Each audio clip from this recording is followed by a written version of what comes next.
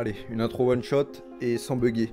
Bonjour à toutes et à tous les amis, c'est Zirock, j'espère que vous allez bien, que vous avez la patate comme d'habitude. Moi ça va hyper bien, aujourd'hui on se retrouve pour un tout nouveau thread horreur Reddit, car je sais que c'est vos threads préférés. On retire les anciens threads, des histoires que j'ai inventées, que j'ai fait, non ça on retire.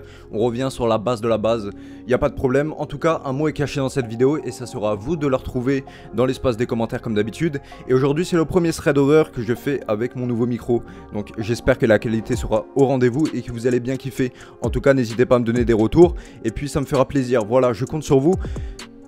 One shot, facile, easy. Bon, maintenant du coup, je vous laisse et place au thread tout de suite. The number of confirmed deaths has passed 200. The governor has called a state of emergency. There are hundreds and hundreds of bodies lining the streets. Panic spread worldwide after a leaked report from the World Health Organization. En tout cas, dans ce nouveau thread horreur, je vais vous raconter l'histoire d'une petite fille qui part en voyage scolaire avec ses amis et qui vont vivre une expérience assez chelou et traumatisante aussi. D'ailleurs, on connaît même pas son prénom, on ne sait pas comment elle s'appelle malheureusement. Avec notre établissement, nous étions les deux classes espagnoles de 4e à faire un voyage scolaire à Barcelone. Nous étions logés dans l'hôtel Alhambra à Santa Susana. Départ de notre établissement scolaire assez tôt le matin, environ vers 4h30 je crois, pour aller en direction de notre hôtel. Le but de ce voyage était de visiter Barcelone et notre logement était à environ 1 heure de route de cette ville. On avait choisi au préalable avec quel groupe de personnes nous allions dormir durant ce voyage d'1 semaine. J'avais donc décidé de me mettre avec mes meilleures copines afin de passer de bons moments, et elle a totalement raison, faites la même chose. En arrivant à l'hôtel, nous avons été directement dirigés dans nos chambres respectives afin de ranger nos affaires. Les seules consignes étaient interdit d'aller sur le balcon et interdit de se baigner, pour des raisons de sécurité, pour les suicides, les noyades.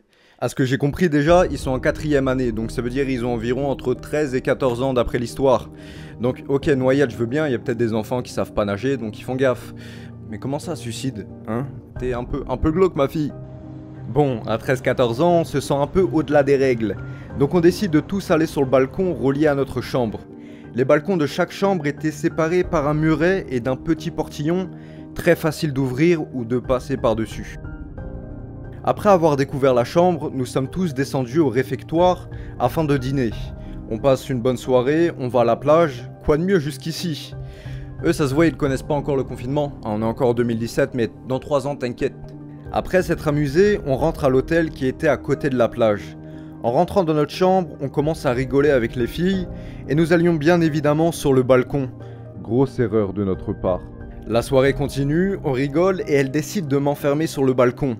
Après avoir toqué à la vitre pendant au moins 5 bonnes minutes, je décide de regarder la rue et je vois au loin un kebabier avec qui j'avais déjà fait copain-copain. Puis je me retourne et je vois notre voisin sur son balcon. Je lui dis poliment hola et je continue de toquer pour que les filles m'ouvrent. Il a bien rigolé un coup puis est retourné dans sa chambre où j'ai pu remarquer qu'il n'était pas seul mais avec un autre homme. Soit, les filles m'ouvrent, on continue de s'amuser et nous allons nous coucher. Dans la chambre il y avait 2 lits doubles et je dormais avec l'une de mes amies sur celui du côté de la baie vitrée. Il faisait très chaud alors nous avions laissé la baie vitrée ouverte. 16 mai 2017. On visite Barcelone, on rentre, on mange, on va à la plage, on retourne dans nos chambres. Je n'avais pas hyper bien dormi, mais j'ai tout d'abord pensé que c'était parce que l'on s'était couché tard. Et aussi surtout quand tu dors avec des amis à toi, on dort jamais très bien, hein, c'est toujours comme ça. La soirée se déroule comme je devais le faire toute la semaine. J'ai fait un massage à mon amie afin qu'elle puisse s'endormir. Puis je me suis couché, la baie vitrée toujours ouverte.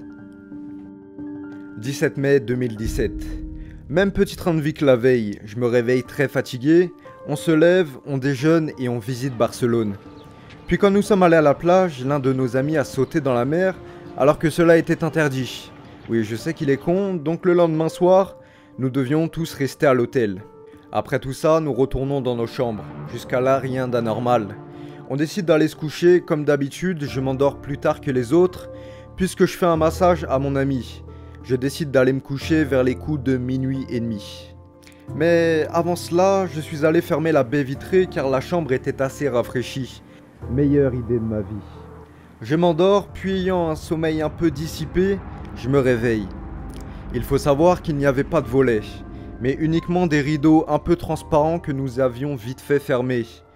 En me réveillant, je me retrouve du côté face à la baie vitrée, puis en entr'ouvrant les yeux, j'arrive à distinguer une silhouette qui nous regarde par la fenêtre. Je suis tétanisé. Je décide de faire semblant de dormir afin qu'il ne sache pas que je suis éveillé et que j'entends tout. Le peu que j'ai pu remarquer, c'est qu'il avait l'air pressé de faire ce qu'il avait à faire. Il essayait par tous les moyens de rentrer dans notre bâtiment, par la baie vitrée, ensuite par les fenêtres, mais il n'y arrivait pas. Je ne sais vraiment pas pour quelle raison il voulait rentrer, mais je pense que c'était pas pour une bonne raison et que ça aurait pu finir très loin. Je n'avais malheureusement pas le temps d'aller jusqu'à la chambre de notre prof sans me faire remarquer. Après plusieurs minutes à nous regarder, il décide enfin de partir. Je me suis bien évidemment empressé d'aller fermer les rideaux avant de me recoucher.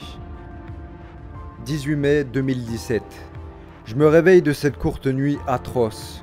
Une fois levé, je décide de parler de ce qui s'est passé cette nuit-là à notre professeure qui me dit qu'elle va s'en occuper d'elle-même.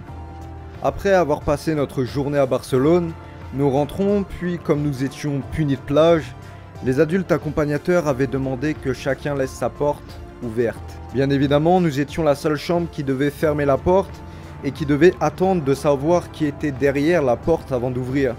Il arrivait un truc un peu louche dans une des chambres, ils vont appliquer une règle de sécurité mais juste pour cette chambre-là. Ils se disent pas peut-être que ça peut arriver aux autres ou un truc comme ça, non, juste cette chambre, les autres si ça arrive, bah tant pis.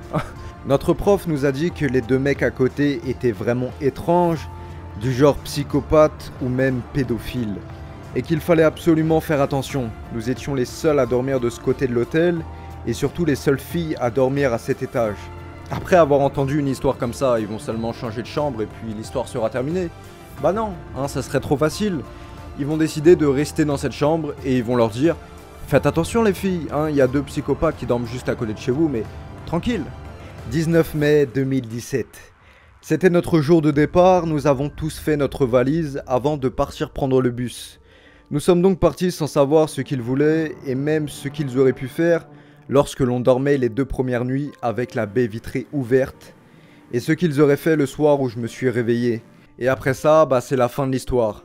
Finalement, c'est une histoire qui se finit quand même assez bien, malgré que ça soit un petit peu stressant parce que déjà de 1, c'est une histoire vraie, je sais pas si je vous l'ai dit, et de 2, on sait pas vraiment ce qui aurait pu se passer. C'est quand même stressant parce que imagine, cette baie vitrée serait ouverte.